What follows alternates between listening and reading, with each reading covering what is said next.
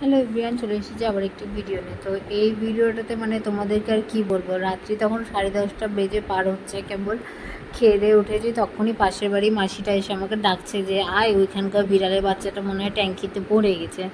তো এবার আমি তো আর ওর ভেতরে হাত ঢুকাতে পারবো না, কারণ আমার হাতটা তো অত লম্বা না, আমি হাইটে শর্ট যেহেতু। তো ভাইকে বললাম তাহলে তুই চল, তোর হাতটা লম্বা আছে, তুই হাত ঢুকায় বের করতে পারবি। তো এই যে ভাই আসছে, আমরা প্রথমে বুঝতেই পারছিলাম না যে ওর আওয়াজটা কোন দিক দিয়ে আসছিলো। দুই সাইডে দুটো পাইপ আছে, এবার ওই সাইডের পাইপটা তো মানে ভালো, ঠিক আছে, তবু ওখানে গেলে ঠিক আছে, কিন্তু এদিকে তো বড় ট্যাঙ্কির সাথে পাইপ লাগানো। তো দেখিও বড় ট্যাঙ্কির সাথে লাগানো পাইপটাতেই গিয়ে ঢুকে বসে আছে, মানে কোনো মতে ওখানে উঠে বসে বেঁচে গেছে আর কি। তো আমরা অনেক চেষ্টা করছিলাম ওকে বের করার, ভয় পাচ্ছিলাম যদি ঢুকে যায় আর একটু ভেতরে পিছালে আর কেউ বড় ট্যাঙ্কিতে পড়ে যাবে।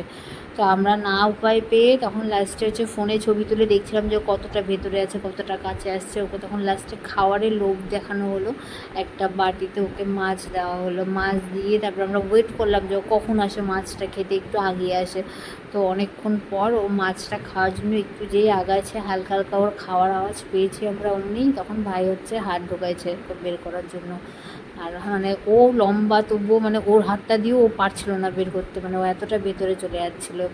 আর একদম ছোট বাচ্চা তো, মানে ভয়ও লাগছিল যে একটু পিছালেই পড়ে না যায়। এই যে দেখো কেমন করে দৌড়ে পালায়, পুরো ভিজে গেছে বেচারা একদম ওই ট্যাঙ্কির জলে। আমরা তো আবার ওই ট্যাঙ্কিটা পরে ঢাকা দিয়ে রাখলাম যাতে দ্বিতীয়বার ওরা না পড়ে যায়। এরকম 3টা বাচ্চা আছে, তার মধ্যে একজন পড়ে গেছিলো। তো যাই হোক, ওকে মানে বাঁচাতে পারার পর মানে নিজের মনে একটা শান্তি আসলে, অ্যাটলিস্ট বাঁচছেও। আর এই যে দেখো কোন পরিস্থিতিতে আটকে ছিল, মানে সে দুপুর থেকে নাকি ওকে দেখা যায়নি। আমাদের বাড়িতে তো থাকে না, অন্য বাড়িতে থাকে, তারাও তো খেয়াল করেনি, তারপরে বাঁচানো গেছে।